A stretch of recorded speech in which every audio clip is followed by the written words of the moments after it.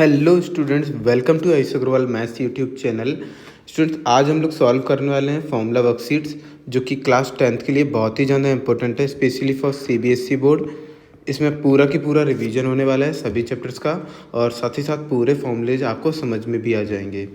ठीक है। और अगर अभी तक आपने हमारे चैनल को सब्सक्राइब नहीं किया तो अभी जाके सब्सक्राइब कर लें, ताकि और इस तरीके की कई सारी वर्कशीट्स जल्दी से जल्दी आप तक पहुंच सकें। ठीक है, तो शुरू करते हैं। पहला है a equals to B Q plus R, जहाँ पे r क्या डिनोट करता है? रिमाइंडर। r क्या डिनोट करता है? रिमाइंडर। जो r की लिमिट है या फिर वैल्यू है, ये कहाँ से कहाँ तक होती है? तो ये 0 से लेके या 0 की इक्विवेलेंट होती है, और b से छोटी होती है, यानी कि डिवीजर से छोटी होती है, लेकिन 0 के बराबर होती है, 0 से बड़ी होती है। ठीक है, ये यूक्लिड्स डिवीजन लेमा भी इसे कहते हैं हम लोग। अब नेक्स्ट आता है, product of the smallest power of each common prime factor is in the numbers as. तो जब भी हम लोग नंबर्स की प्राइम फैक्टर्स निकालते हैं और उनकी स्मॉलेस्ट पावर, जो भी उनमें नंबर्स आते हैं, उनका प्रोडक्ट करते हैं, तो उससे HCF निकल के आता है हमारा। और अगर इसी तरीके से हम लोग ग्रेटेस्ट पावर का मल्टीप्लाई करते हैं, वही सेम है ईच प्राइम फैक्टर में, जो कि नंबर्स में होते हैं, तो उससे हमारा LCM निकल के आ जाता है। तो ये दोनों LCF और LCM निकालने की प्रोसेस है। नेक्स्ट आता है HCF इंटू LCM क्या होता है? तो HCF इंटू LCM होता है product of two numbers. Product of two numbers, मान लेते हैं कोई दो नंबर्स हैं, जैसे कि x एंड y, तो x इंटू वाई उनका प्रोडक्ट हो जाएगा, जो कि उनके HCF और उनके LCM के इक्विवेलेंट होता है। ठीक है, अब आता है नेक्स्ट, द सम और difference of a rational and an irrational number. तो कोई भी रेशनल नंबर है, जैसे कि मान के चलो 2 है, एंड कोई भी इरेशनल नंबर है, जैसे मान के चलो √5 है, इनका अगर आप सम करते हैं तो भी इरेशनल नंबर आएगा। अगर आप इनका प्रोडक्ट कर देते हैं, डिफरेंस कर देते हैं, तो भी इरेशनल नंबर निकल के आएगा। ठीक है, इरेशनल नंबर निकल के ही आना है। तो अगर आप इनका प्रोडक्ट करते हैं या फिर इनका क्वोशिएंट करते हैं, यानी कि डिवीजन करते हैं, जैसे कि 2/√3 है या फिर 2 इंटू √3 है, आप चाहे प्रोडक्ट कीजिए चाहे क्वोशिएंट निकालिए इनका, तो भी आंसर आपका इरेशनल नंबर ही आएगा। अ पॉलिनोमियल ऑफ डिग्री 1, तो ऐसी पॉलिनोमियल आपको बतानी है जिसकी डिग्री 1 होती है, तो ऐसी पॉलिनोमियल को हम लोग बोलते हैं लीनियर पॉलिनोमियल। क्या बोलते हैं? लीनियर पॉलिनोमियल बोलते हैं। ऐसी पॉलिनोमियल बतानी है जिसकी डिग्री 2 होती है, तो ऐसी पॉलिनोमियल को हम लोग बोलते हैं क्वाड्रेटिक पॉलिनोमियल। क्या बोलेंगे? Quadratic polynomial. नेक्स्ट है a polynomial of degree 3। Degree 3 वाली पॉलिनोमियल को हम लोग क्या बोलते हैं? Cubic polynomial. क्या बोलेंगे? Cubic polynomial. ठीक है, अब आपको फॉर्मेट दिया हुआ है क्वाड्रेटिक इक्वेशन का, ax² plus bx plus c equals to 0। तो ये क्या डिनोट करता है? तो ये डिनोट करता है माइनस कोफिशिएंट। तो आपको बताना है कि ये जो माइनस कोफिशिएंट ऑफ x है अपॉन कोफिशिएंट ऑफ x² है, तो ये क्या डिनोट कर रहा है? तो ये डिनोट कर रहा है कि यहाँ से हम लोग सम निकाल लेते हैं रूट्स के, या फिर जो भी वैल्यूज होती हैं। ठीक है, सम ऑफ द रूट्स यहाँ से निकल के आ जाता है। और जैसे कि आप देख सकते हैं माइनस लगा हुआ है, तो आपने माइनस लगा देना है। फिर ये जो x का कोएफिशिएंट लेना है, मतलब b, फिर x² का कोफिशिएंट लिखाना है, मतलब कि a। तो सम ऑफ द रूट्स हम लोग कैसे निकालते हैं? क्वाड्रेटिक इक्वेशन में -b/a करके निकालते हैं। जैसे नेक्स्ट है minus constant term upon coefficient of x²। तो ये हम लोग इससे प्रोडक्ट निकालते हैं रूट्स का, मतलब प्रोडक्ट ऑफ द रूट्स। ठीक है, तो कांस्टेंट टर्म यहाँ पे क्या दिया हुआ है? कांस्टेंट टर्म दिया हुआ है आपका c, और कोएफिशिएंट x² का क्या दिया हुआ है? वापस से वही a ले लेंगे। तो प्रोडक्ट निकालने का क्या फॉर्मूला होता है? c/a होता है। ठीक है, यानी कि constant term upon coefficient of x²। ये तो बात थी क्वाड्रेटिक इक्वेशन की। अब चलते हैं क्यूबिक पॉलिनोमियल पे। क्यूबिक पॉलिनोमियल के आपको बताया गया है कि ये रूट्स दिए गए हैं अल्फ़ा, बीटा और गामा।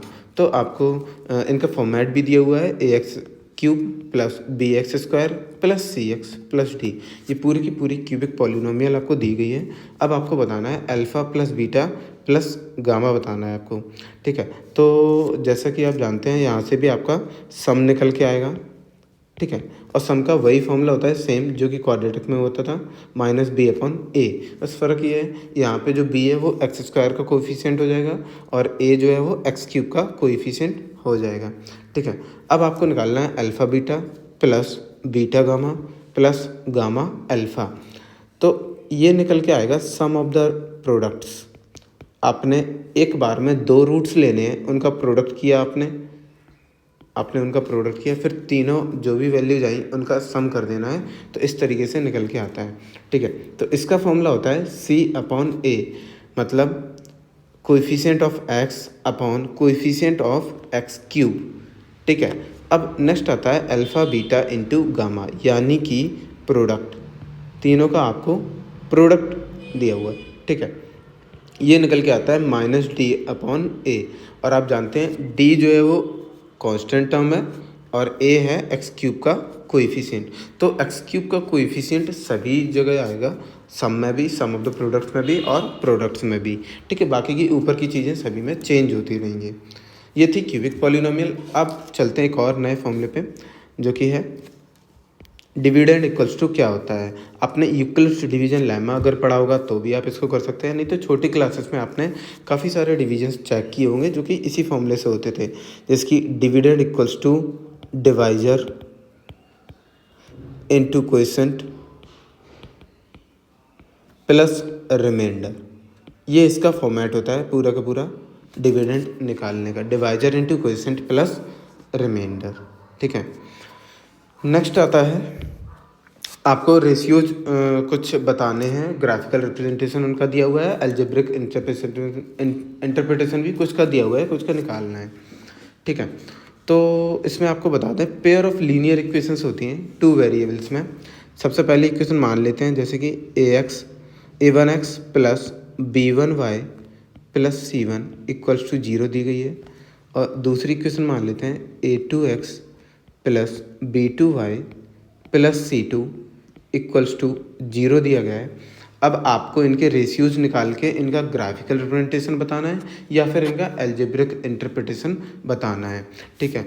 तो सबसे पहला रेशियो जो होता है इनमें a1 upon a2 is not equals to b1 upon b2, यानी कि जो पहला रेशियो है अगर वो बराबर नहीं होता है तो इनका जो ग्राफिकल रिप्रेजेंटेशन है वो इंटरसेक्टिंग लाइंस आएंगी, यानी कि वो किसी न किसी एक पॉइंट पे कट कर रही होंगी लाइंस। ठीक है। और इनका अलजेब्रिक इंटरप्रिटेशन क्या हो जाएगा, इनका अलजेब्रिक इंटरप्रिटेशन हो जाएगा exactly one solution. Exactly one solution इनका अलजेब्रिक इंटरप्रिटेशन हो जाएगा। ठीक है। या फिर इसको हम लोग कह सकते हैं यूनिक सॉल्यूशन। क्या कह सकते हैं, यूनिक सॉल्यूशन। ठीक है। अगर इनका सॉल्यूशन है तो इनको क्या बोलते हैं, कंसिस्टेंट। क्या बोलेंगे, कंसिस्टेंट बोलते हैं। ठीक है। दूसरा रेशियो क्या आ जाएगा, a1 upon a2 equals to b1 upon b2 equals to c1 upon c2। ठीक है। इनका ग्राफिकल रिप्रेजेंटेशन आप देखेंगे तो आएगा कोइंसिडेंट लाइन। कोइंसिडेंट लाइंस मतलब एक लाइन के ऊपर दूसरी लाइन आ जाती है, तो इसलिए इनको बोलते हैं कोइंसिडेंट लाइंस। इनका अलजेब्रिक सॉल्यूशन हो जाएगा इन्फिनिटली मैनी सॉल्यूशंस, कई सारे सॉल्यूशंस इसमें आ जाते हैं। दूसरी चीज़ ये डिपेंडेंट रहते हैं। ये कैसे रहते हैं, डिपेंडेंट रहते हैं। वापस से देखेंगे इनका सॉल्यूशन होता है, इसलिए इनको कंसिस्टेंट भी बोलेंगे। इनको क्या बोलेंगे, कंसिस्टेंट। ठीक है। नेक्स्ट रेशियो आपका आएगा a1 अपॉन a2। पहला रेशियो इक्वल हो जाता है b1 अपॉन b2 के, लेकिन लास्ट वाला रेशियो इक्वल नहीं होता है तो इनका ग्राफिकल सॉल्यूशन आएगा पैरेलल लाइंस, और इनका अलजेब्रिक सॉल्यूशन आएगा नो सॉल्यूशन। इनका कोई भी अलजेब्रिक सॉल्यूशन नहीं हो सकता। जब इनका कोई सॉल्यूशन नहीं हो सकता तो इसको बोलते हैं हम लोग इनकंसिस्टेंट। क्या बोलेंगे, इनकंसिस्टेंट। ठीक है। ये था आपका पूरा pair of linear equations in two variables का पूरा चार्ट। इसको आप याद कर लेते हैं तो इससे कई सारे बोर्ड में क्वेश्चंस बनते हैं जो कि आप इजीली कर पाएंगे। नेक्स्ट आ जाएगा क्वाड्रेटिक फॉर्मूला। क्वाड्रेटिक फॉर्मूला जैसे कि आप जानते हैं क्या होता है, माइनस बी अंडर रूट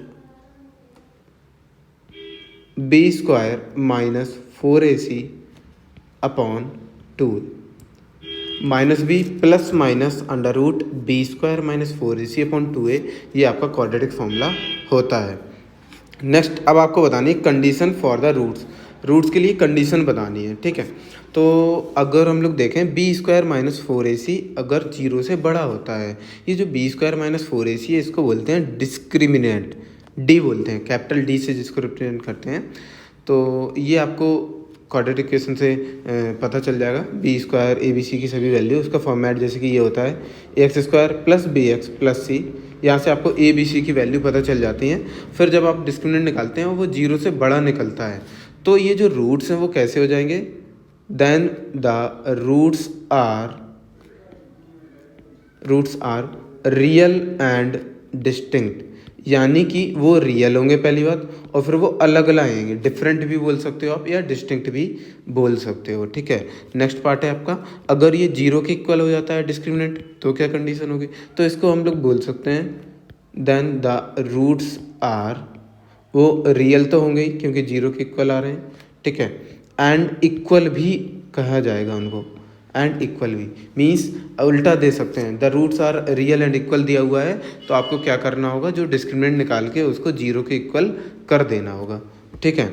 अब नेक्स्ट आता है B square minus 4ac is less than 0, तो इसमें क्या हो जाएगा, जो रूट्स रहेंगे आपके, जो रूट्स रहेंगे वो रियल नहीं रहेंगे, पहली बात आर नॉट रियल, वो रियल नहीं रहेंगे। अब जब वो रियल नहीं रहेंगे तो उनको क्या और बोल सकते हैं, उनको बोल सकते हैं वो इमेजिनरी रूट्स होंगे, ठीक है। तो कुछ भी दे सकते हैं आपको क्वेश्चन में कि अगर रूट्स दिया हुआ है रियल नहीं दिए हुए हैं तो आपको कंडीशन बतानी है, तो आप बता सकते हो B square minus 4ac is less than 0, ठीक है, या फिर इमेजिनरी रूट्स दिए हैं तो भी आपकी यही कंडीशन हो जाएगी, ठीक है। नेक्स्ट आता है nth term of N AP।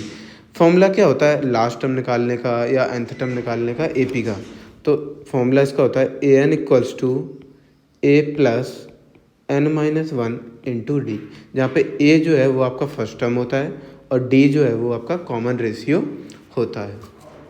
Next आता है sum of first n terms of N AP, तो सम निकालने का क्या फॉर्मूला होता है, Sn equals to n upon 2 bracket में 2a plus n minus 1 into D, ठीक है। ये सम निकालने का फॉर्मूला होता है AP में, अगर n टर्म्स दिए हुए हैं, n टर्म्स मतलब जितने भी टर्म्स आपको दिए होंगे उनका सम निकालने का ये फॉर्मूला होता है, ठीक है। अगर आपको दिया गया है कंडीशन मेंशन है कि फर्स्ट n पॉजिटिव इंटीजर्स आपको निकालने हैं, सम निकालना है फर्स्ट पॉजिटिव n इंटीजर्स का, तो इसका एक सिंपल सा फॉर्मूला होता है n plus 1 upon 2, means sum of first n positive integers अगर आपको निकालने हैं तो इसका सिंपल सा फॉर्मूला हो जाएगा n प्लस 1 अपॉन 2, ठीक है।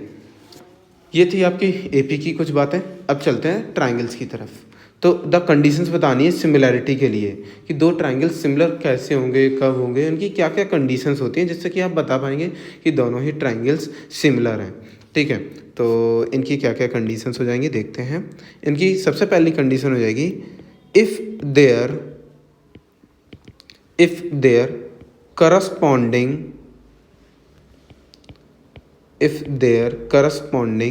एंगल्स आर इक्वल, अगर उनके करस्पॉन्डिंग एंगल्स हैं जो वो इक्वल हो जाएं तो भी हम लोग कह सकते हैं कि दो ट्राइंगल सिमिलर हैं, और अगर ऐसा नहीं होता है तो कोई दूसरी कंडीशन सेटिस्फाई हो जाए, if their corresponding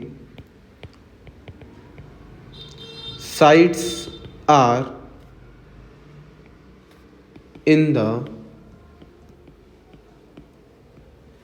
same ratio, जो साइड्स हैं वो सेम रेशियो में हो जाए, या इसको बोल सकते हैं प्रोपोर्शन में हो जाए, ठीक है।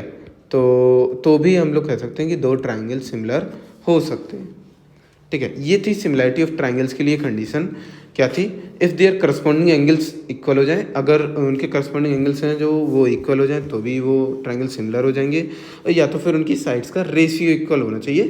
ये गलती मत कीजिएगा कि कभी कभी बच्चे साइड्स इक्वल कर देते हैं, AB इक्वल्स टू PQ इस तरीके से, तो इक्वल नहीं होती इसमें साइड्स, वो कॉन्ग्रुएंसी में हो जाएंगी, ठीक है। इसमें उनका रेशियो इक्वल होता है बस।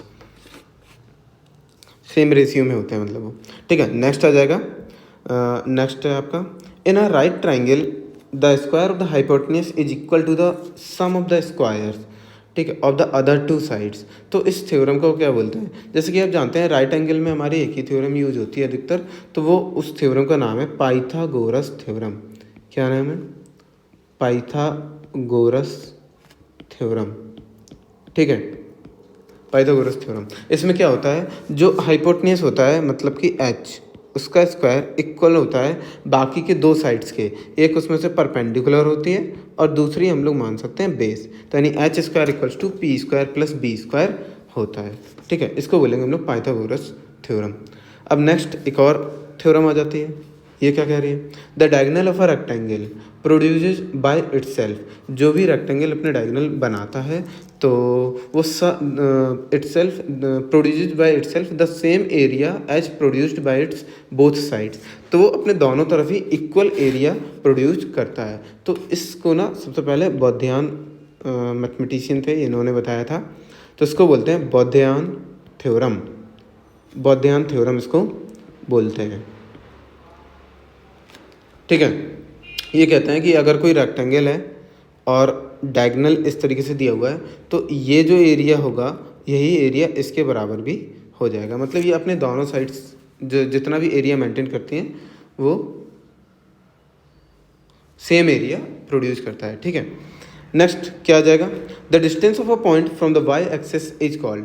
वाई एक्सेस से अगर आप कोई डिस्टेंस मेजर करते हो तो उसको हम लोग क्या कहते हैं? तो उसको कहते हैं एक्स कोऑर्डिनेट, क्योंकि वाई एक्सेस पे एक्स जीरो हो जाएगा, एक्स क्या हो जाता है? जीरो हो जाएगा, ठीक है।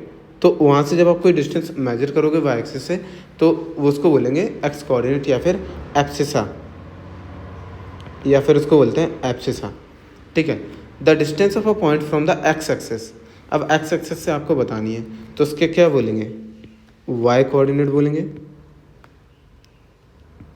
वाई कोऑर्डिनेट, या फिर ऑर्डिनेट भी बोल सकते हैं। क्या बोल सकते हैं? और ऑर्डिनेट भी बोल सकते हैं, ठीक है।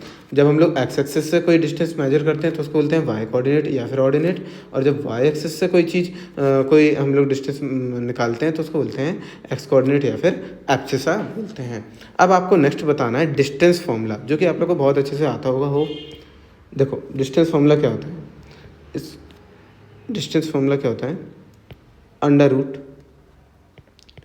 x2 माइनस x1 का whole square plus y2 minus y1 का होल स्क्वायर।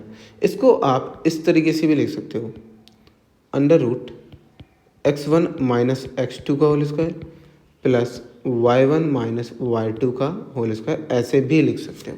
दोनों से आंसर सेम आने वाला है। तो ये होता है आपका डिस्टेंस फॉर्मूला। कोई भी दो पॉइंट्स के बीच में या कोई दो पॉइंट्स लाइन बना रहे हैं तो उनके बीच में डिस्टेंस निकालनी होती है तो इस फॉर्मूले को यूज़ करते हैं, ठीक है। नेक्स्ट आ जाता है सेक्शन फार्मूला। सेक्शन फार्मूला क्या हो जाएगा? सेक्शन फार्मूला हो जाएगा m1x2 plus m2x1 upon m1 plus m2, ठीक है। ये x वाला कोऑर्डिनेट देगा आपको, और दूसरा y वाला कोऑर्डिनेट निकालने के लिए same m1 y2 plus m2 y1 upon m1 plus m2, ये y वाला कोऑर्डिनेट हो जाएगा, ठीक है। नेक्स्ट क्या पूछा जा रहा है आपसे? Area of a triangle. अब एरिया ऑफ अ ट्राइंगल जैसे कि आप छोटे में सीखते हुए आए हैं वही है same, half base into height, ठीक है। ये पूरी की पूरी पीडीएफ आपको प्रोवाइड हो जाएगी, ठीक है। टेलीग्राम चैनल पे भी प्रोवाइड हो जाएगी, तो आप इसको वहाँ से डाउनलोड कर सकते हैं और कई ज़्यादा बार इसको प्रैक्टिस कर सकते हैं, जिससे कि आपको फॉर्मूले गलत भी नहीं होंगे, आप भूलेंगे भी नहीं और आपको बहुत हेल्प मिलने वाली है इससे, ठीक है। तो हम लोग क्या कर रहे थे? Area of a triangle, half base into height. Height को आप एल्टीट्यूड भी बोलते हो, हाइट को आप क्या बोलते हो? एल्टीट्यूड भी बोलते हो, ठीक है। नेक्स्ट आता है एरिया ऑफ अ ट्रेपीजियम। तो एरिया ऑफ अ ट्रेपीजियम क्या होता है? Half sum of parallel sides, sum of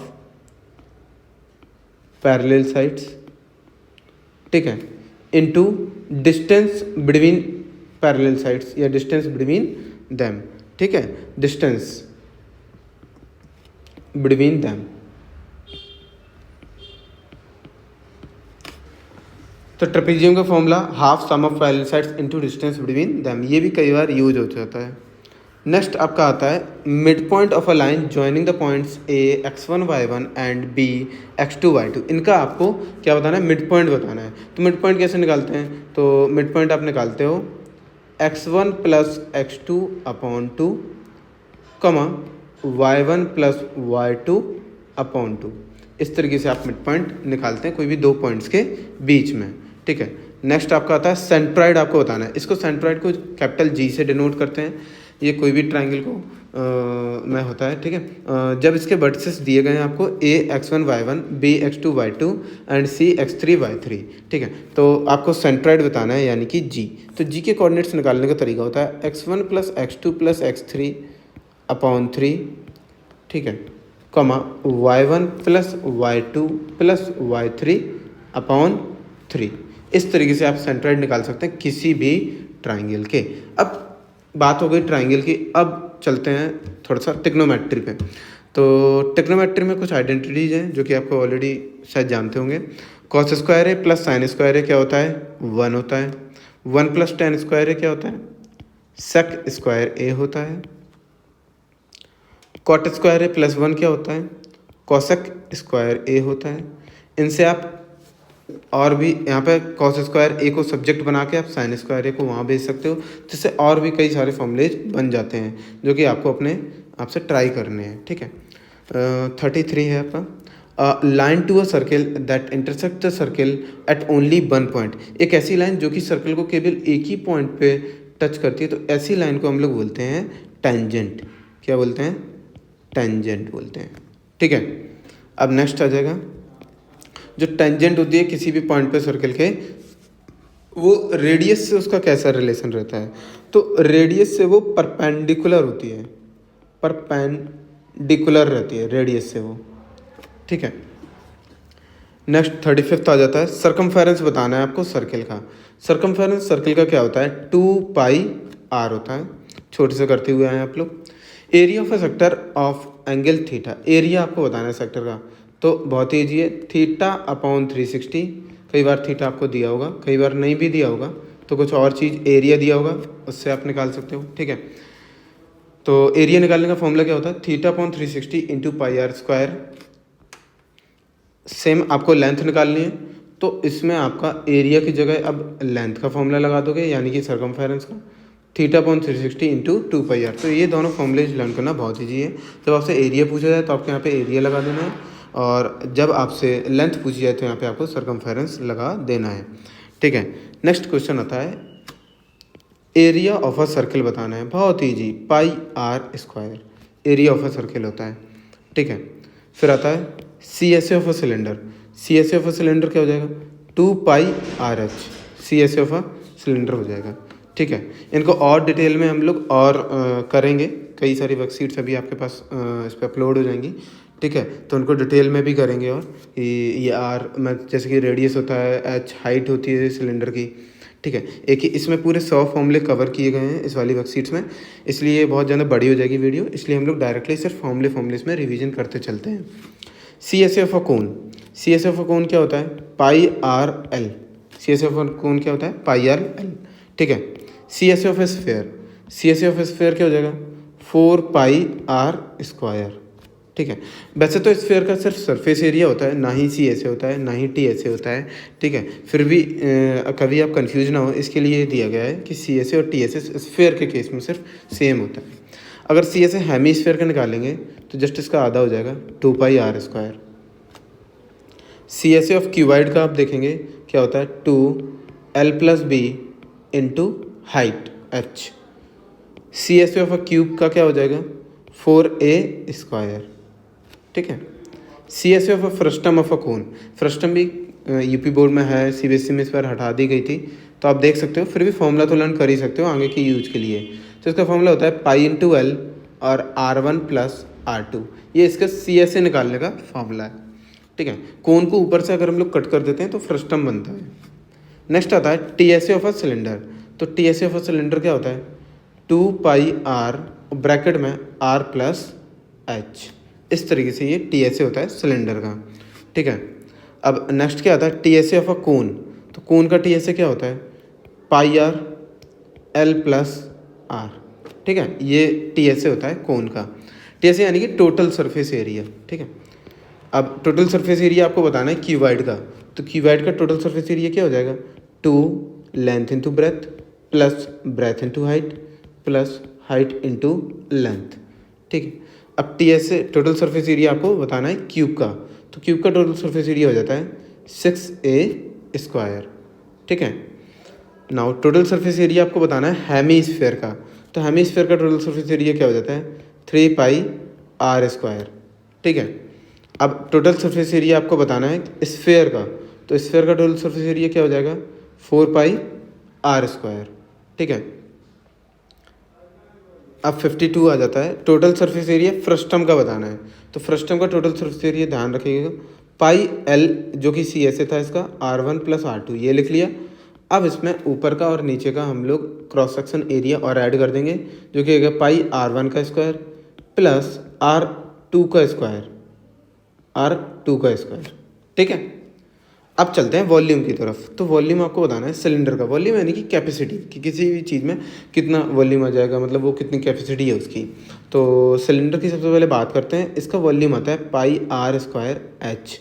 ठीक है, अब वॉल्यूम आपको बताना है कोन का, तो कोन का क्या हो जाएगा, 1/3 πr²h। ठीक है, वॉल्यूम बताना है क्यूबाइड का, तो क्यूबाइड का वॉल्यूम होता है length into breadth into height. ठीक है, अब वॉल्यूम बताना है क्यूब का, तो क्यूब का वॉल्यूम होता है a³। ए इसकी एड्ज होती है या फिर साइड भी कह सकते हैं किसी भी क्यूब की, जो कि सेम होती है। ठीक है, हेमीस्फेयर, हेमीस्फेयर का वॉल्यूम बताना है क्या होता है, 2/3 πr³। ठीक है, अब वॉल्यूम बताना है स्फेयर का, तो स्फेयर का वॉल्यूम क्या हो जाएगा, 4/3 πr³। इस तरीके से स्फेयर का वॉल्यूम हो जाएगा। ठीक है, अब वॉल्यूम बताना है फ्रस्टम का, फ्रस्टम, तो फ्रस्टम का वॉल्यूम क्या हो जाएगा, 1/3 पाई इंटू एच R1 का स्क्वायर प्लस R2 का square plus R1 into R2, ये फ्रस्टम का वॉल्यूम हो जाएगा। ठीक है, अब ये था आपका सरफेस एरिया वॉल्यूम, ये फिनिश हुआ। अब आपके स्टैटिक्स के कुछ फॉर्मूले आ जाते हैं। सबसे पहले मीन निकालने का फॉर्मूला होता है, और जो कि आपको डायरेक्ट मेथड से निकालना है मीन। तो इसका फॉर्मूला होता है summation of FI into XI upon summation of FI।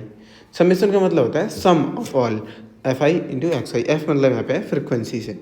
ठीक है, अज्यूम्ड मीन वाले मेथड से आप कैसे निकालोगे, तो अज्यूम्ड वाले मेथड से होता है A plus summation of FI DI upon summation of FI।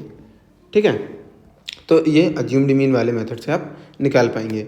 अगर आपसे कह दिया स्टेप डेविएशन मेथड से आप कैसे निकालेंगे, इसका फॉर्मूला होता है A plus H summation of FI UI upon summation of FI।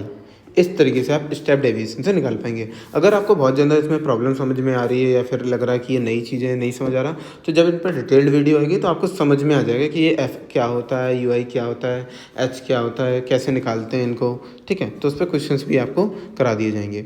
The mode for grouped data, अब ग्रुप डाटा के लिए मोड का क्या फॉर्मूला होता है, तो मोड का फॉर्मूला होता है L plus F1 minus F0 upon 2F1 minus F0 minus F2 into H। इस तरीके से आप मोड निकाल सकते हो किसी भी ग्रुप्ड डेटा का।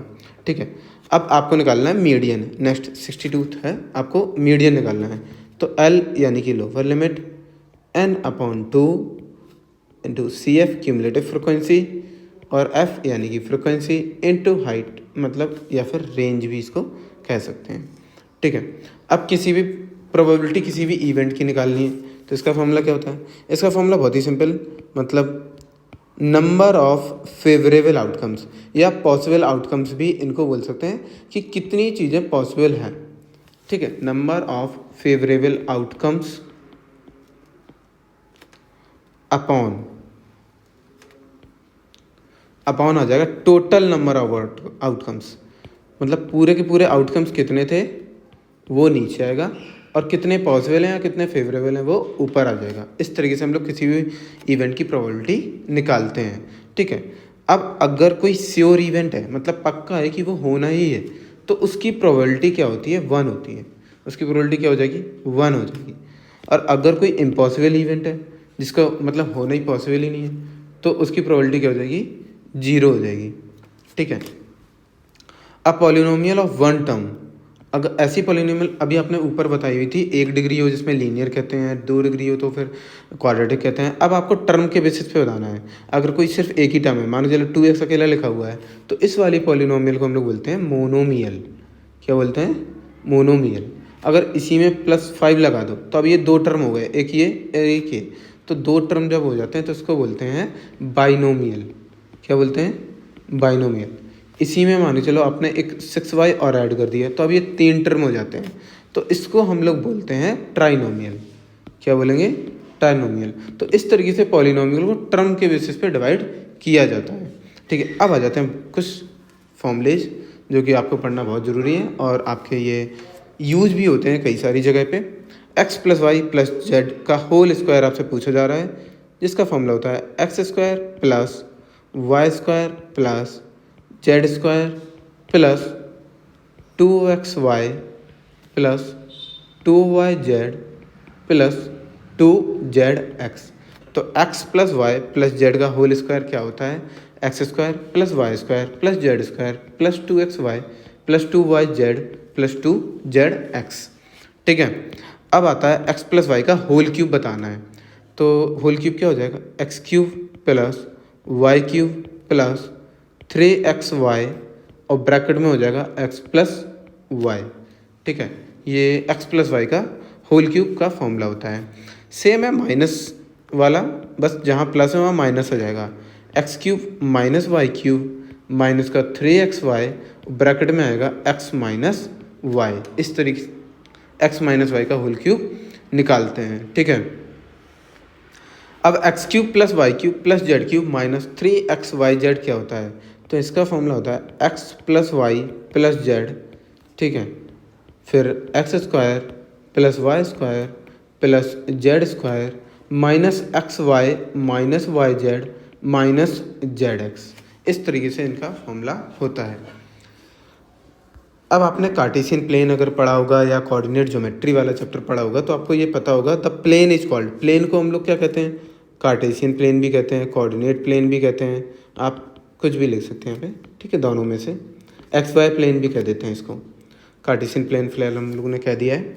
अब आता है coordinate plane and the lines are called. जो कोऑर्डिनेट प्लेन होता है ना और उसमें जो लाइंस बनाते हैं हम लोग, उनको हम लोग कहते हैं कोऑर्डिनेट एक्सेस। उनको हम लोग कहते हैं कोऑर्डिनेट एक्सेस, कोऑर्डिनेट एक्सेस उनको कहते हैं, ठीक है। फिर आपसे पूछा गया है the horizontal line in the coordinate axis, coordinate plane.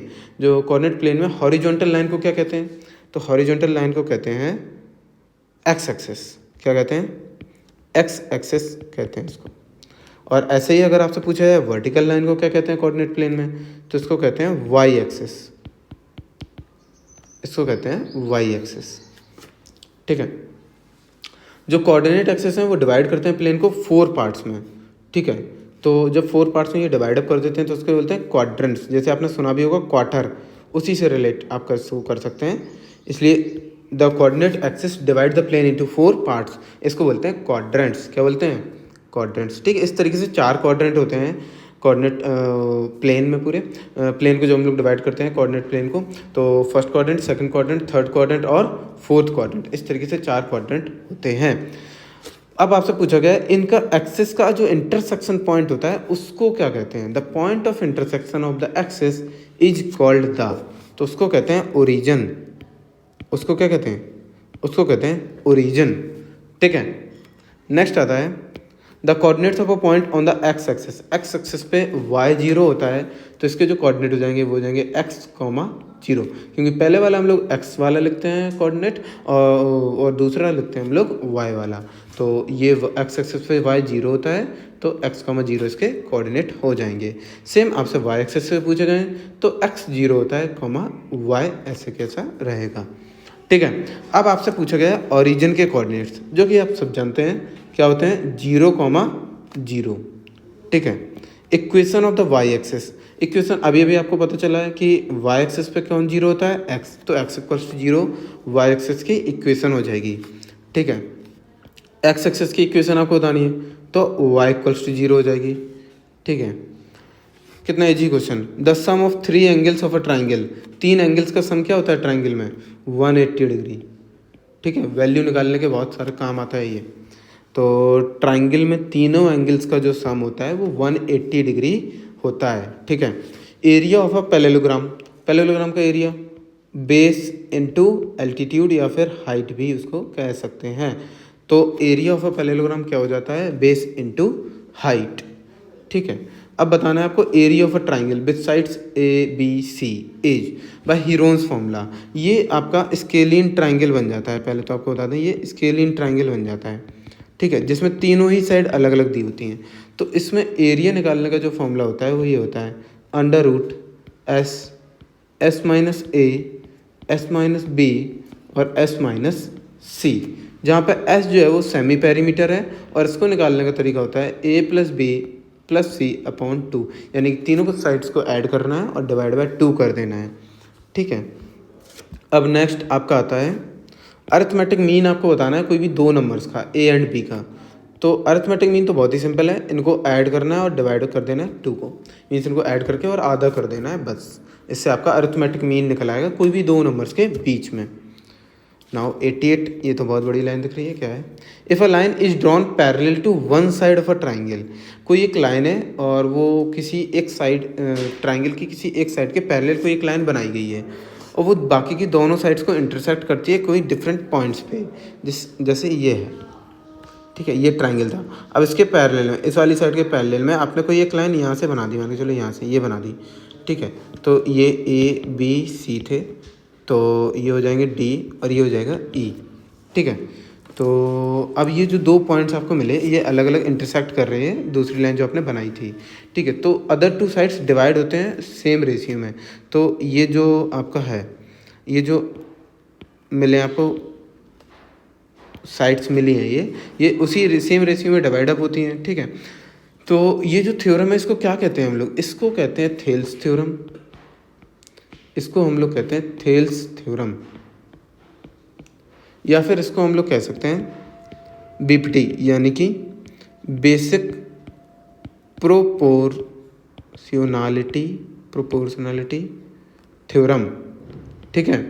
तो इसको शॉर्ट में BPT भी कहते हैं, जो कि ट्रायंगल्स में बहुत बार अप्लाई होती है, या फिर इसको थेल्स थ्योरम भी हम लोग कहते हैं, ठीक है। अब आ जाता है आगे P एंड Q, कोई भी 2 पैरेलल लाइन्स हैं जहाँ पे T आपकी ट्रांसवर्सल है, जैसे कि आप देख सकते हैं डायग्राम में।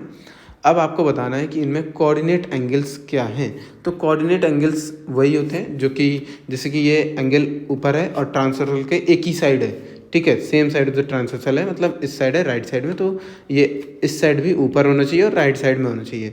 तो सबसे पहला कोऑर्डिनेट करस्पॉन्डिंग एंगल्स हम लोग कह सकते हैं एंगल 1 एंड एंगल 5 है, ये पेयरिंग में होते हैं, ठीक है।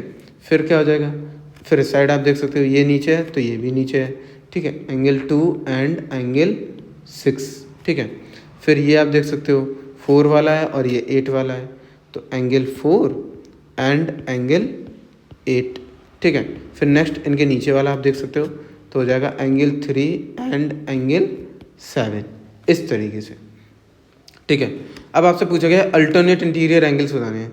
अल्टरनेट इंटीरियर एंगल्स का मतलब होता है जो अधिकतर जेड बनाते हैं, अधिकतर क्या हर समय जेड ही बनाएंगे वो, इस तरीके से आप देख सकते हो ये जेड के एक कोने पे और ये जेड के दूसरे कोने पे है, यानी कि जो एंगल 3 है और एंगल 5 है, एंगल 3 है और जो एंगल 5 है वो अल्टरनेट इंटीरियर एंगल्स हो जाएंगे।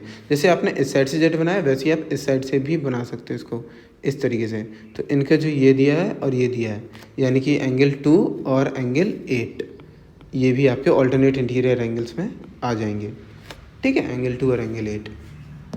अब आपसे पूछा गया कंजिक्यूटिव इंटीरियर एंगल्स आपको बताने हैं। तो कंजिक्यूटिव इंटीरियर एंगल्स का मतलब होता है बेटा ट्राइंगल के एक ही साइड रहेंगे, सॉरी ट्रांसवर्सल के एक ही साइड रहेंगे, जैसे कि ये लेफ्ट हैंड साइड है, ठीक है, और मतलब ये भी अंदर है और ये भी अंदर है किसी ट्रांसवर्सल के उसके पैरेलल लाइंस के, ठीक है। तो 3 और 8 आपके कंजिक्यूटिव इंटीरियर एंगल्स हो जाएंगे, 3 एंड 8, ठीक है।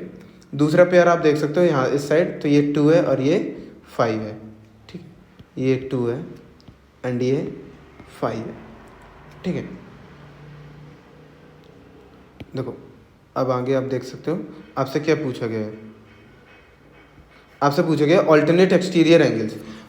ऑल्टरनेट एक्सटीरियर एंगल्स में क्या करेंगे आप, अब ये देखो इस तरीके से, ये जेड तो आपका बन ही रहा था, ठीक है, ये जेड तो आपका बन रहा था, इसके एक्सटीरियर में ये, इसके एक्सटीरियर में ये कौन सा एंगल है 1, और ये वाला कौन सा एंगल है एक्सटीरियर इस साइड जो कि 7, तो 1 एंड 7 इसका पेयर बन जाएगा ऑल्टरनेट एक्सटीरियर का, ठीक है। नेक्स्ट पेयर क्या बनेगा, 4 इस साइड 4 एंड इस साइड 4 एंड 6, तो नेक्स्ट पेयर आपका बनेगा 4 एंड 6, ठीक है।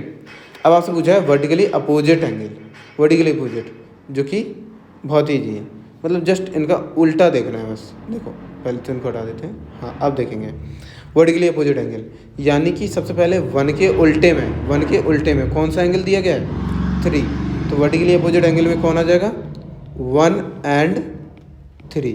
फिर से देख लीजिए वर्टिकली अपोजिट एंगल में क्या आ जाएगा, ये 1 इस साइड था और ये 3 इस साइड था, तो 1 एंड 3 ऐसे ही आप देख सकते हो, ये आ जाएगा 2 एंड ये 4, तो नेक्स्ट पेयर आपका बन जाएगा एंगल 2 एंड एंगल 4, ठीक है। फिर नीचे वाला देखेंगे तो ये एंगल 5 है पहले तो, और फिर ये एंगल 7 है, ठीक है। तो पहले 5 हो जाएगा एंड एंगल 7, एक और पेयर बचा हुआ है एंगल 6 एंड एंगल 8, इस तरीके से। ये पूरे के पूरे वर्टिकली अपोजिट एंगल्स वाले पेयर थे जिनका जस्ट अपोजिट देखना होता है बस, इस तरीके से। नेक्स्ट होप आपको ये समझ आएगा। 90th वाला देखते हैं। The line segment joining the mid points of any 2 sides of a triangle is parallel to the third side. Mid point से ही आप समझ सकते हो, इसको हम लोग कहते हैं मिड पॉइंट थ्योरम। इसको क्या कहते हैं, मिड पॉइंट थ्योरम कहते हैं, ठीक है। जो कि कोई भी 2 साइड्स के मिड पॉइंट से ज्वाइन अप होती है तो वो तीसरी साइड के भी पैरेलल होती है, ठीक है। फिर आता है 91, क्या होता है, the internal bisector of an angle, the internal bisector of an angle of a triangle divides the opposite sides internally, ठीक है, in the ratio of the sides containing the angle. तो जो इंटरनल बाइसेक्टर होते हैं angle के triangle में, ठीक है, वो डिवाइड करते हैं अपोजिट साइड को इंटरनली में in the ratio of the sides containing the angle, उस रेशियो में जो कि उस एंगल को कंटेन कर रही होती है। तो इस थ्योरम को क्या कहते हैं, इस थ्योरम को क्या कहते हैं, एक ये आपके लिए होमवर्क में छोड़ते हैं ये, और अगर आपको नहीं आती है तो आप हमें कमेंट कर सकते हैं, तो फिर हम आपको ये इसका आंसर दे देंगे, ठीक है। नेक्स्ट 92 है represent sine theta in terms of cot theta. तो साइन थीटा को कॉट थीटा के टर्म्स में कैसे रिप्रेजेंट कर सकते हैं, ठीक है। तो इसको हम लोग रिप्रेजेंट कर सकते हैं 1/1 प्लस कॉट स्क्वायर थीटा। ये साइन थीटा को पूरा की पूरा कॉट थीटा के टर्म्स में रिप्रेजेंट कर दिया हम लोगों ने, ठीक है। नेक्स्ट आता है, नेक्स्ट क्या आ जाएगा, सेक थीटा। तो सेक थीटा का मतलब क्या होता है 1/1 minus sine square theta. Sec theta को भी आपको कॉस थीटा साइन थीटा के टर्म्स में रिप्रेजेंट करना था, तो हम लोग इस तरीके से रिप्रेजेंट करते हैं। जब आपको डिटेल में बताया जाएगा कि इनको कैसे कन्वर्ट किया गया तो आपको और अच्छे से इनको कैप्चरिंग हो जाएगी आपकी, ठीक है। नेक्स्ट क्या आता है, the angle of elevation dash as the observer moves towards the object. Angle of elevation क्या होता है, जब ऑब्जर्वर ऑब्जेक्ट की तरफ आता है तो वो एंगल ऑफ एलिवेशन बढ़ता जाता है, इंक्रीज होता है, तो एंगल ऑफ एलिवेशन इंक्रीजेज, ठीक है। नेक्स्ट क्या आ जाएगा, a line intersect the circle in 2 points is called. जो लाइन इंटरसेक्ट करती है सर्कल को 2 पॉइंट्स में, उसको हम लोग बोलते हैं सेकेंड। क्या बोलते हैं, सेकेंड, ठीक है। Circles having the same centre, अगर ऐसे सर्कल हैं जिनका सेम सेंटर है तो ऐसे सर्कल्स को हम लोग क्या बोलते हैं, कोसेंट्रिक सर्कल्स बोलते हैं। क्या बोलते हैं, कोसेंट्रिक सर्कल्स, ठीक है। Perimeter of a semi circle, perimeter of a semi circle हम लोग क्या बोलेंगे, सेमी सर्कल इस तरीके से बनाते हैं। इसका पेरीमीटर पहले तो इतना सा सर्कमफेरेंस इसका निकालेंगे तो जो कि आ जाएगा पाई आर, फिर ये चीज़ डायमीटर जिसको हम लोग बोलते हैं 2r। यहाँ से आप r कॉमन भी ले सकते हो जिसको पाई प्लस 2 भी बोल सकते हो। ये होता है perimeter of a semi circle, ठीक है।